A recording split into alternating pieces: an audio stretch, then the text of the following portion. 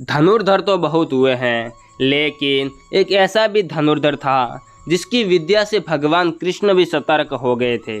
एक ऐसा भी धनुर्धर था जिसको लेकर द्रोणाचार्य चिंतित हो गए थे।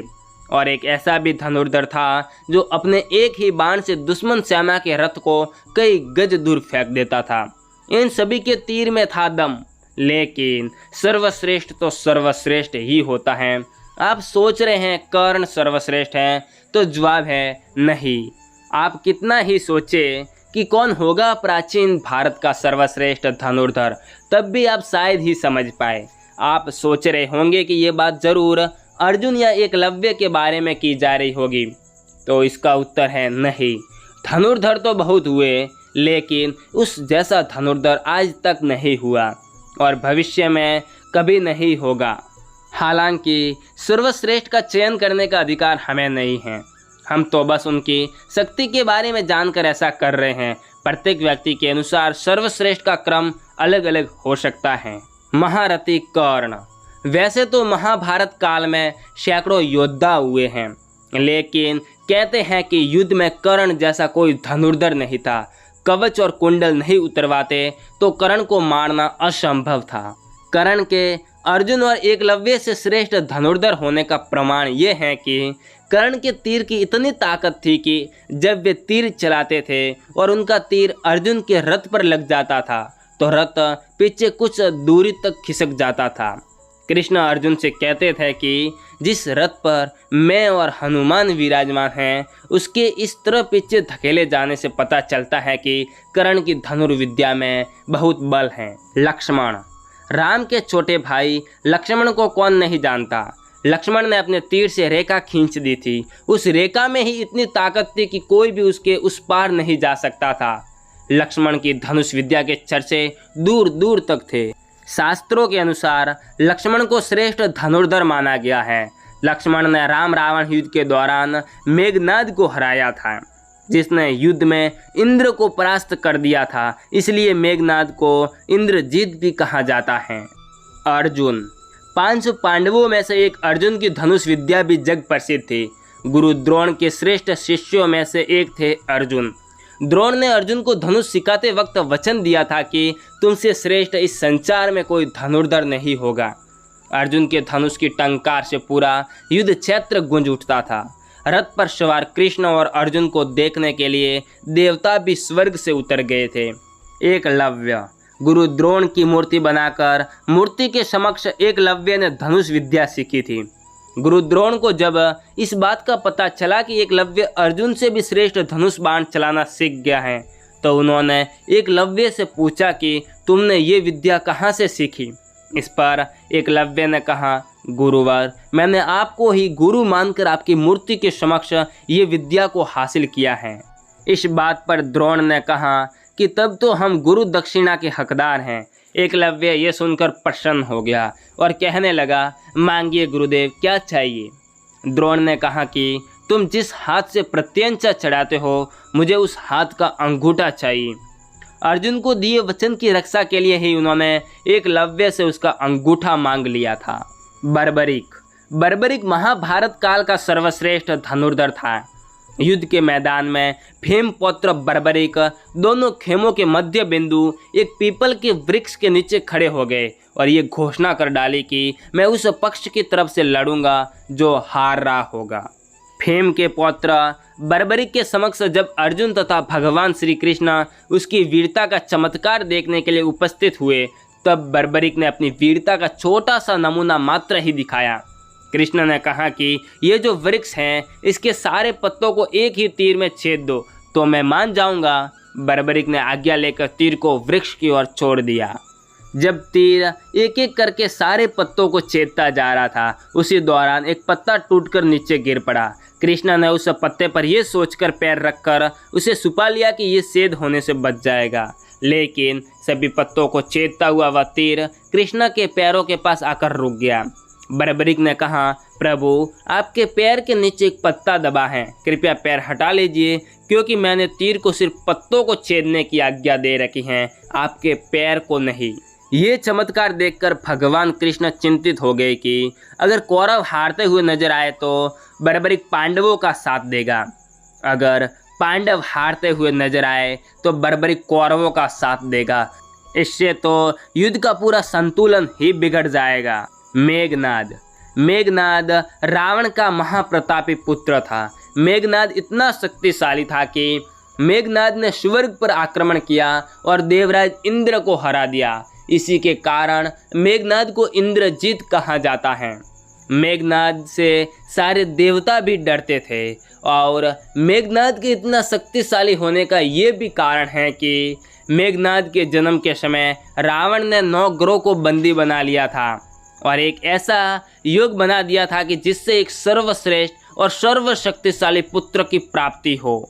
आप जानते ही होंगे कि मेघनाद ने राम रावण युद्ध के दौरान श्री राम और लक्ष्मण को मूर्छित कर दिया था। तो आप समझ सकते हैं कि मेघनाद कितना बड़ा धनुर्धर होगा।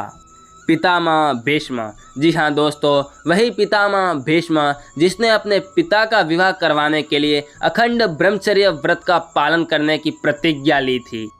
भीष्म भगवान श्री परशुराम के शिष्य थे और वे इतने सर्वश्रेष्ठ धनुर्धर थे कि इन्होंने अपने गुरु भगवान परशुराम को भी परास्त कर दिया था।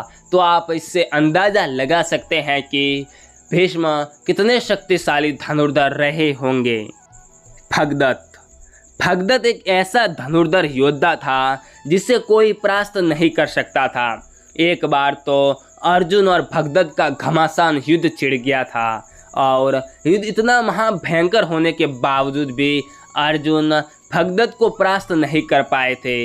लेकिन भगदत्त ने अपना उग्र स्वरूप दिखाते हुए अपना वैष्णवास्त्र प्रकट किया। उस वैष्णवास्त्र की गांठ अर्जुन के पास नहीं थी और अर्जुन के प्राण बचाने के लिए भगवान श्री कृष्ण ने उस वैष्णवास्त्र को अपनी छाती पे लिया, जो कि वैजयंती माला में बदल गया था। तो आप सोच सकते हैं कि भगदत्त कितना शक्तिशाली धनुर्धर था। द्रोणाचार्य भगवान परशुराम के शिष्य थे और उन्होंने कौरवों और पांडवों को शिक्षा दी थी। गुरु द्रोणाचार्य धनुष विद्या में इतने निपुण थे कि उन्हें कोई भी परास्त नहीं कर सकता था और इन्होंने ही अर्जुन को एक सर्वशक्तिशाली धनुर्धर बनाया था। भगवान परशुराम, जी हाँ दोस्तों, वही भगवान परशुराम जिन्होंने 21 बार इस धरती को क्षत्रिय विहीन कर डाला था। भगवान परशुराम महादेव के शिष्य थे। तो आप सोच सकते हैं कि जो महादेव का शिष्य रहा होगा वो कितने शक्तिशाली योद्धा और कितने शक्तिशाली धनुर्धर रहे होंगे। इन्हीं भगवान परशुराम के 3 महान शिष्य थे, भीष्म, कर्ण, द्रोणाचार्य, अश्वत्थामा द्रोणाचार्य का पुत्र था। अश्वत्थामा रुद्र का अंश था। अश्वत्थामा के ललाट में एक मणि लगी हुई थी जिससे उन्हें भूख और प्यास नहीं लगती थी और छोटी मोटी शारीरिक पीड़ा उन्हें कोई भी हानि नहीं पहुंचाती थी और उन्हें पीड़ा भी नहीं होती थी। अश्वत्थामा सर्वश्रेष्ठ धनुर्धरों में से एक था जिन्होंने अपने पिता द्रोणाचार्य की मृत्यु होने के पश्चात नारायण अस्त्र का प्रयोग किया। उस नारायण अस्त्र की गांठ किसी के पास नहीं थी और सबको नारायण अस्त्र के समक्ष समर्पण करना पड़ा। लेकिन युद्ध इसलिए नहीं रुका कि उन्होंने नारायणास्त्र के सामने समर्पण किया था, न कि कौरवों के सामने। नारायणास्त्र की गांठ केवल एक ही थी कि कोई भी योद्धा नारायणास्त्र के सामने समर्पण कर दे। रावण इतना शक्तिशाली योद्धा था कि जिनके नाम से ही देवता तक भयभीत हो जाते थे। रावण महाशक्तिशाली होने के साथ साथ वो महादेव का भक्त भी था।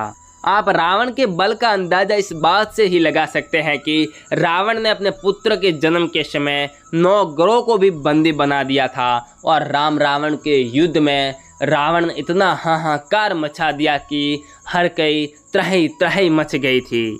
भगवान श्री कृष्ण भगवान श्री कृष्ण सर्वश्रेष्ठ धनुर्धर भी थे। ये बात तब पता चली जब उन्होंने लक्ष्मणा को प्राप्त करने के लिए स्वयंवर की धनुष प्रतियोगिता में भाग लिया था। इस प्रतियोगिता में सभी राजा निष्फल हो गए थे, लेकिन भगवान श्री कृष्ण आसानी से सफल हो गए थे। और वो स्वयंवर इतना कठिन था कि जिसके सामने द्रौपदी स्वयंवर कुछ भी नहीं था। भगवान श्री कृष्ण के धनुष का नाम शारंग था।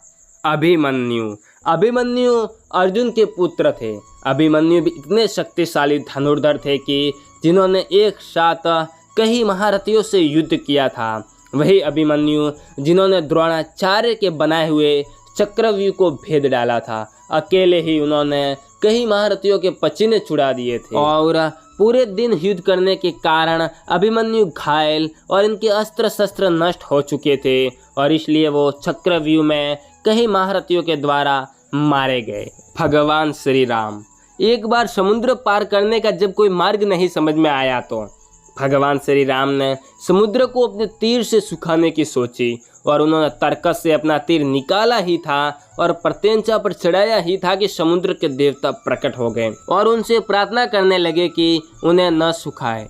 भगवान श्री राम को सर्वश्रेष्ठ धनुर्धर माना जाता है। हालांकि उन्होंने अपने धनुष और बाण का उपयोग बहुत मुश्किल वक्त में ही किया। ये तो आप सभी जानते ही होंगे कि भगवान श्री राम ने कई दैत्यों का संहार किया था और महाशक्तिशाली रावण का भी वध किया था, जिनसे देवता उनके नाम से ही भयभीत हो जाते थे।